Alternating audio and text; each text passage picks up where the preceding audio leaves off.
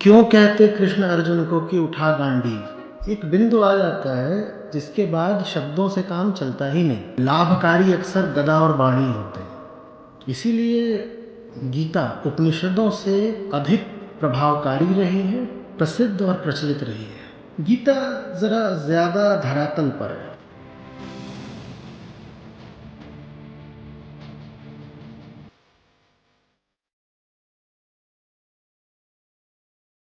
प्रणाम आचार्य जी।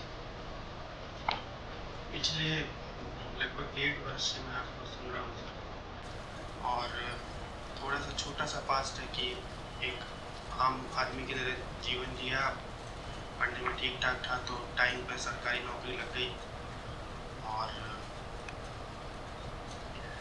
फिर चलता रहा। उसके बाद में कहीं से कोई पुस्तक के जरिए कि नहीं, बाबा जी पहले गुरु जी होता जो भी था उनके संपर्क में आया, और देखा कि वो भी ऐसे जीवन के मुद्दों पे प्रश्नों का समाधान करते हैं। क्वेश्चन आंसर सेशंस या शिविर वगैरह गया तो नहीं, लेकिन बहुत सुना, यूट्यूब पर बहुत सुना, और उनकी बताई जो टीचिंग्स या सीख के हिसाब से अपनी लाइफ को थोड़ा चलाने भी लगा, मोटिवेटेड भी रहता था। तो एक ऊंचे स्तर की सरकारी नौकरी फिर और लग गई, और वो भी बोलते थे सार्थक कर्म करना है, जीवन खराब नहीं जाने देना है। लगता था कि कुछ करना है, कुछ ऐसा करके जाना है जिससे याद रहे लोगों को कि भाई कुछ जीवन ढंग से जिया। ऐसे सब थॉट प्रोसेस चलती थी, और फिर समय बीतता गया, और जैसा कि आप खुद बताते हैं कि शादी कर ली, बच्चा कर लिया, हुए नहीं कर लिया। और फिर मुझे अच्छे से याद है 30 नवंबर 2020 को सबसे पहले जिंदगी में मैंने आपका एक दो वीडियो देखे थे, यूपीएससी का इंटरव्यू वाला और ब्रह्मचर्य का असली मतलब। उस दिन मुझे ऐसा लगा जैसे मेरा कोई अंदर से बहुत भयंकर एक्सीडेंट हो गया है, कि मैं ये चल क्या रहा था मेरे दिमाग में पिछले 5-6 सालों से, और एकदम गुमसुम सा रहने लगा। और काफी रोज रोज 1-2 महीने तो 10-15 घंटे रोज आप ही को सुनता रहा। पहले भी नोट्स बनाए, डायरिया वगैरह बनाई, सब वो सब बंद कर दिए, और आप ही को सुनता जा रहा हूँ। पीछे वाला एकदम कट ऑफ कर दिया, सुनता गया 2-3 महीने में कुछ बातें क्लियर हुई कि कैसे मैं स्वार्थ के केंद्र से चल रहा हूँ, कैसे मैं किसी डिसीजन में अगर डर रहा हूँ तो उसके पीछे मेरा स्वार्थ है। इतना ही समझ आया, ज्यादा इतना समझ नहीं आया कि वो कर्म में परिणत हो। फिर 5-6 महीने बाद में पता नहीं बाहर से या मन के अंदर से कहीं और से एक संशय पैदा हुआ।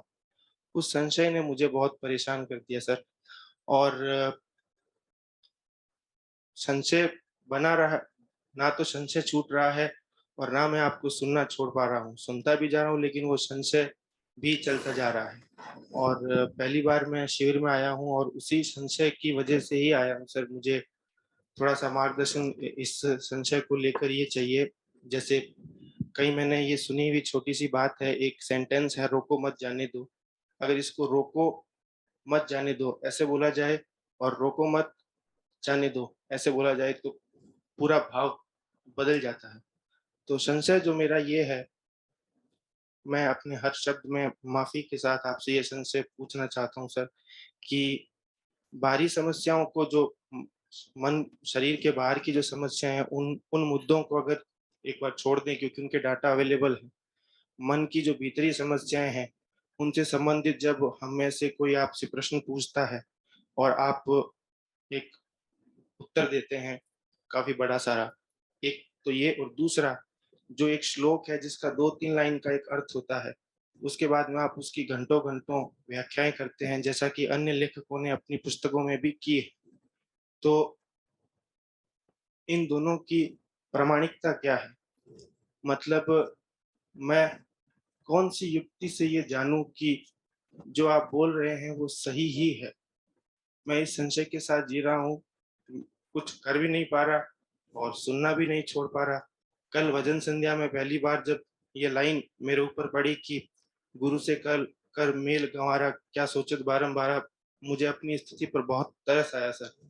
तो कृपया मेरा मार्गदर्शन करें कि मैं क्या करूँ? और इसी में छोटी-सी धृष्टता ये भी जोड़ूँगा कि कल मैं रैंडमली पूछना चाहता था, मैंने पहले बताया नहीं था, तो मैं पूछ नहीं पाया। फिर जब मैंने बता दिया स्वयंसेवियों से चर्चा करके, तो उन्होंने कहा ठीक है, आप कल पूछ लीजिएगा। तो फिर जाने के साथ ही मेरे दिमाग में ये भी आया कि अब जब मैंने बता दिया है कि मैं ये पूछूँगा, तो शायद आप तक ये बात पहुँच जाएगी और आप फिर आपको कह देंगे कि उसको हैंडल कर लेना इस तरीके से। तो प्लीज़ सर, माफ़ी चाहता हूँ, मेरा मार्गदर्शन करिए सर। मुझ तक कोई बात नहीं पहुंचती।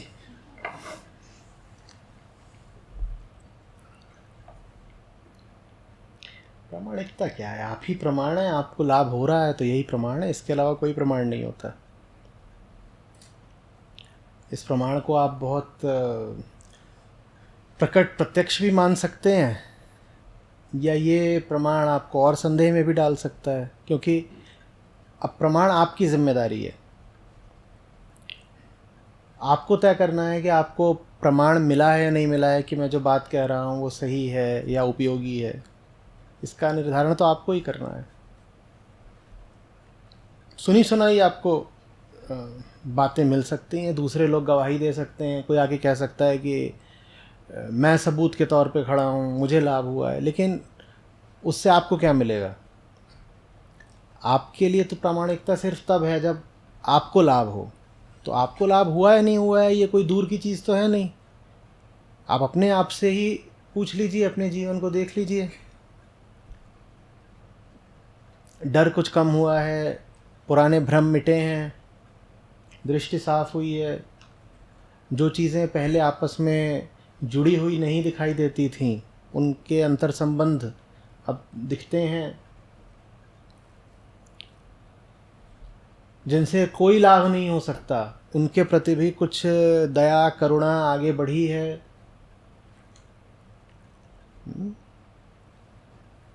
बेवजह किसी को कुछ दे पाते हैं, थोड़ी सहायता कर पाते हैं। ये सब लक्षण होते हैं आध्यात्मिक आंतरिक उन्नति के। चित्त में एक सरलता आई है, अकड़ हठ कुछ कम हुए हैं, थोड़ी विनम्रता बढ़ी है, और साथ ही साथ जहाँ नहीं झुकना चाहिए उनके सामने कुछ रीढ़ तनी है। इनके अलावा और क्या सबूत हो सकते हैं? कुछ नहीं। तो आपको ये अपने आप से पूछना होगा। मैं इसमें प्रमाण नहीं दे सकता। मैं अधिक से अधिक ये बता सकता हूँ कि मैं इनके साथ रहा हूँ तो मुझे क्या लाभ हुआ है, लेकिन मुझे जो लाभ हुआ है वो आपको भी लाभ के रूप में तब्दील हो जाए आवश्यक नहीं। तो आपको स्वयं से पूछना पड़ेगा, कुछ मिल रहा है क्या? कुछ मिल रहा है क्या? उसमें दिक्कत कहाँ आती है भी बता देता हूँ। हमारी संस्कृति कुछ इस तरह की है कि हम जब जाते हैं किसी बाबा गुरु वगैरह के पास, तो वहाँ पर नापना, जांचना, प्रश्न करना, खोज करना, ये सब लगभग धृष्टता माने जाते हैं, एक प्रकार की आध्यात्मिक बदतमीजी, जबकि ये बहुत आवश्यक है। क्योंकि वहां आपको जो चीज मिल रही है वो स्थूल नहीं है, टेंजिबल नहीं है। कोई आपको स्थूल चीज दे रहा हो, मान लीजिए कोई कह रहा है मैं आपको 1 लीटर पानी दे रहा हूं, तो वो तो ऐसे ही नप जाएगा कि 1 लीटर पानी है कि नहीं है। और पानी कितना शुद्ध है वो भी आप नाप सकते हैं किसी यंत्र से। लेकिन जब आपको कोई ऐसी चीज मिल रही है जो सूक्ष्म है, तो फिर तो पूरे तरीके से दायित्व तो आपका होता है ना कि आप अपने आप से स्वयं से पूछ के नापें कि मुझे क्या मिला है। और ये करने की लगभग मनाही है हमारी संस्कृति में।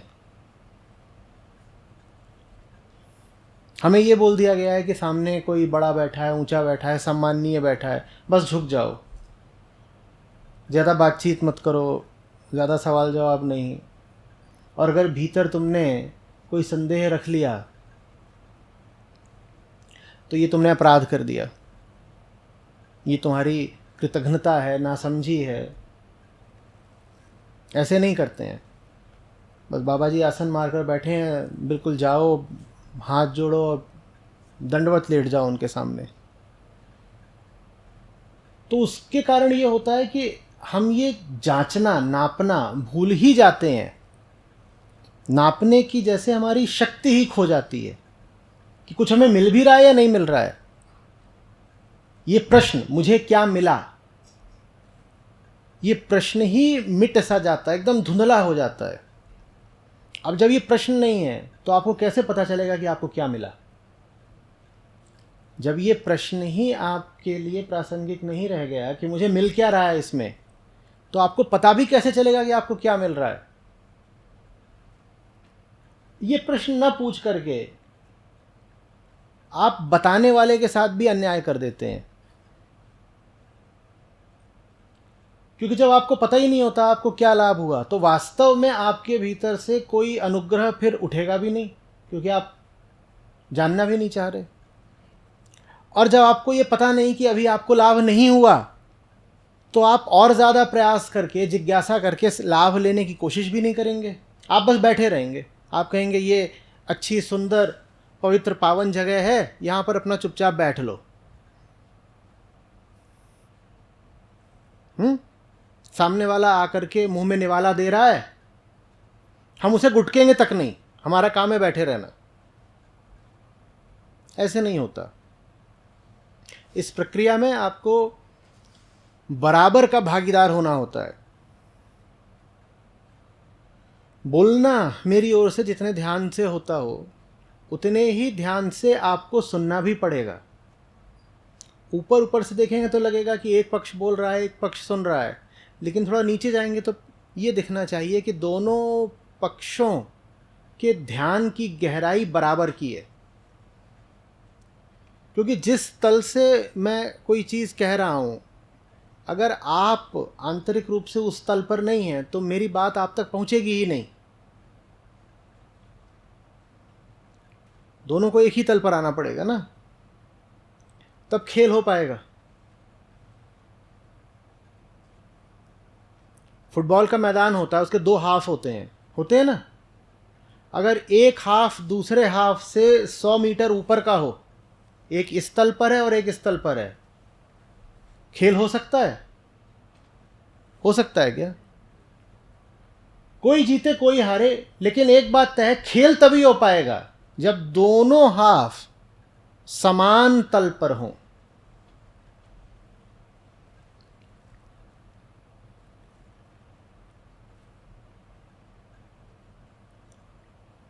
जैसे मुझ में जिज्ञासा रहती है कि मैं प्रश्नकर्ता से भी 5 बार प्रश्न करता हूं। आपने गौर करा होगा।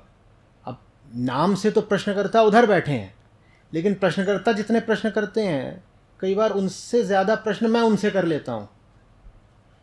जैसे मैं जिज्ञासा दिखाता हूं, आपको भी तो जिज्ञासा दिखानी होगी ना। आपको पूछना होगा कि अभी भीतर क्या बचा है, अभी कितना मिला, कितना नहीं मिला। नहीं तो दोनों बातें हो सकती हैं। आपको हीरे मोती मिले, आपको समझ में ही नहीं आएगा कि हीरे मोती मिले, क्योंकि आप परख ही नहीं रहे कि क्या मिल रहा है। और ये भी हो सकता है कि आपको कंकड़ पत्थर मिलें और आप उससे भी संतुष्ट हो जाएं, क्योंकि आप परख ही नहीं रहे।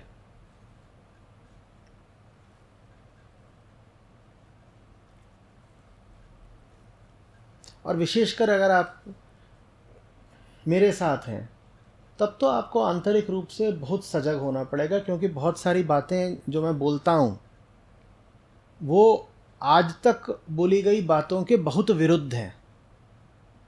तो मेरी बात का कोई प्रमाण आपको इधर उधर से मिलेगा ही नहीं, बल्कि जो मैं बोल रहा हूँ उसके विरुद्ध, उसके विपरीत आपको बहुत प्रमाण मिल जाएंगे। मैं बात सही कह रहा हूँ, उसका एकमात्र प्रमाण यही हो सकता है कि वो आपको समझ में आ गई और आपको लाभ हो गया। और मेरी हालत बहुत लाचारगी की हो जाएगी अगर आप ही इसको समझ नहीं रहे। आप मेरी स्थिति समझिए, मैं जो बोल रहा हूँ वो बहुत बड़े बड़े नामों के विपरीत जाती है बात, सारी बातें नहीं पर कई मूल बातें, केंद्रीय बातें। तो उधर से तो कोई आ नहीं रहा है मुझे प्रमाणित करने की ये ठीक बोल रहे हैं, बल्कि उधर से यही बात आएगी कि ये गलत बोल रहे हैं। उधर से तो प्रमाण अगर आएगा भी तो मुझे दोषी ठहराता हुआ ही आएगा कि आज तक बड़े बड़े भाष्यकारों ने जो बोल दिया और गुरुओं ने बोल दिया और दार्शनिकों ज्ञानियों ने बोल दिया उससे यहाँ कुछ अलग बात बोली जा रही है। तो उधर से तो प्रमाण आएगा भी तो यही कहेगा प्रमाण कि प्रमाणित किया जाता है कि ये व्यक्ति गलत बोल रहा है। तो अब बताइए मुझे कौन सही प्रमाणित कर सकता है? कौन है वो सिर्फ आप हैं। आपके अलावा कोई नहीं है जो मेरे प्रमाण के तौर पर खड़ा हो सके। आपको ही एक दिन ऐसा आएगा कि खड़े होकर कहना पड़ेगा कि ये व्यक्ति गलत नहीं बोल रहा। हम जानते हैं गलत नहीं बोल रहा क्योंकि हम समझ रहे हैं क्या बोल रहा है। ये बात उसकी नहीं है, बात हमारी है। हम भी जानते हैं कि बात सही है, हमने उसको जीवन में आजमाया है, उतारा है और सही पाया है। तो होना तो ये चाहिए कि आप मेरा प्रमाण बने। उसकी जगह अगर ये नौबत आ गई कि आप मुझसे ही प्रमाण मांग रहे हैं कि आचार्य जी बताइए हम कैसे मान लें कि आपकी बात ठीक है, तो मैं फिर बहुत लाचार हो जाता हूं।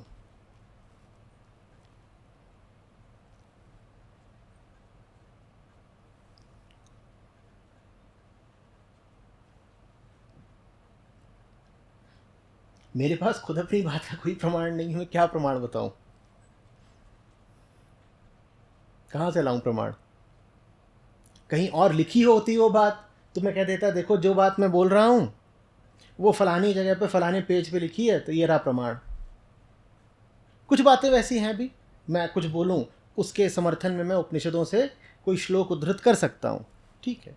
पर बहुत सारी ऐसी भी बातें हैं जिनके समर्थन में मैं कहीं से कोई श्लोक नहीं ला पाऊंगा। उसका प्रमाण मैं स्वयं हूं और उसका प्रमाण आपको स्वयं बनना पड़ेगा। मुझे पता है क्योंकि मुझे पता है, मैंने जिया है उसको। आपको भी तभी पता चलेगा यदि आप जिएंगे उसको। पता भी दोनों दिशाओं में चल सकता है। ये भी प्रमाण मिल सकता है आपको कि जो बात थी वो पूरी तरह गलत थी, लेकिन वो बात गलत है ये भी आपको तभी पता चलेगा जब आप उसे प्रयोग करेंगे। आप उसे प्रयोग कर ही नहीं रहे, अगर आप उसे ऐसे बस बैठ गए हैं और लिए जा रहे हैं तो ना सही का पता चलेगा ना गलत का पता चलेगा, बस संशय रहेगा।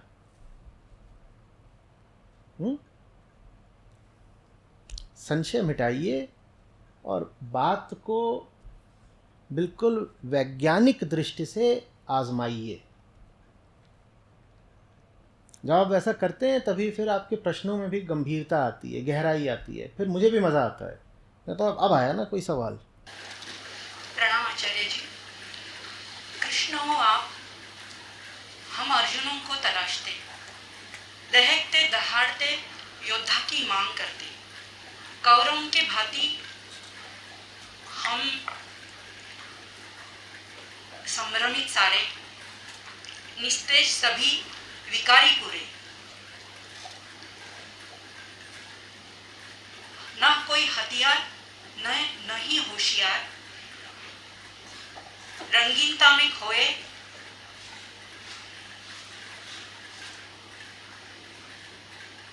हर पल अहंकार बरसाए। अब कृपया योद्धा की पहचान करें। देखिए हर क्षण युद्ध है। बस आप ये देख लीजिए कि दो पक्ष कौन से होते हैं, एकदम साधारण ज़मीनी तरीके से बैठिए।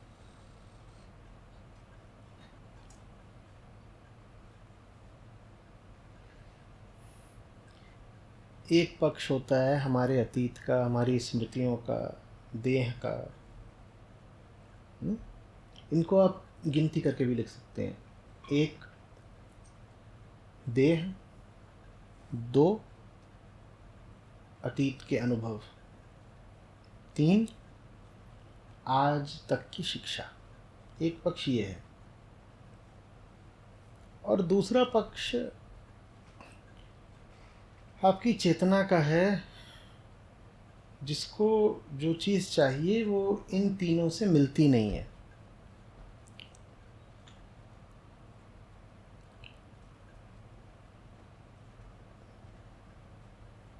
तो वो फिर कुछ ऊंचा, कुछ नया तलाशना चाहती है आगे बढ़ करके, इन तीनों से आगे बढ़ करके।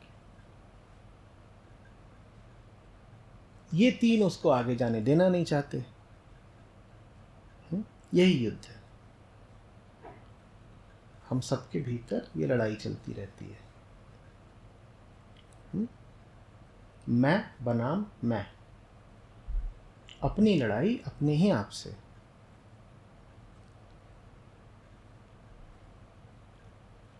इसीलिए मैं का सवाल अध्यात्म में केंद्रीय होता है। तुम किसको मैं मानते हो?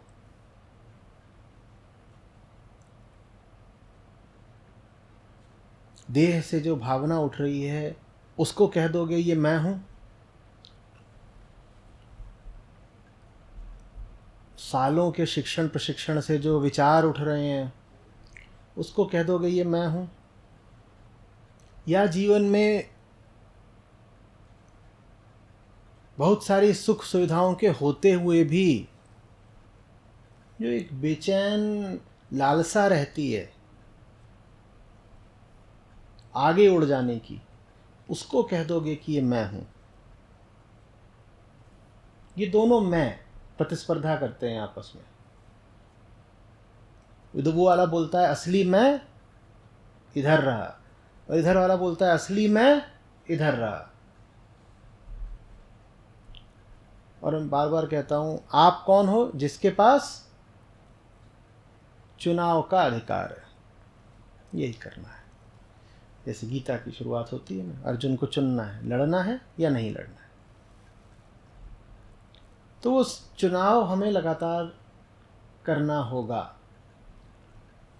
चुनाव में एक पक्ष हमेशा सुविधाएं देता है, आराम देता है, सुरक्षा देता है।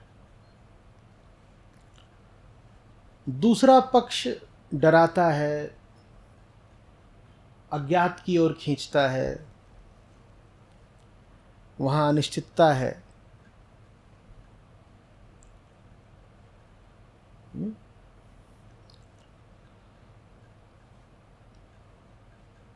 तो जाहिर सी बात है कि इस संग्राम में ज्यादातर किसका पलड़ा भारी रहता है? देह ही अक्सर जीतती है। मन पर जो सामाजिक और शैक्षणिक प्रभाव पड़े हैं वो ही अक्सर जीतते हैं। 100 में कोई एक बार, 1000 में एक बार, या 1000 में कोई एक व्यक्ति ऐसा होता है जो दूसरे पक्ष को जिता पाता है। यही कुल मिला के महाभारत है, यही अध्यात्म है।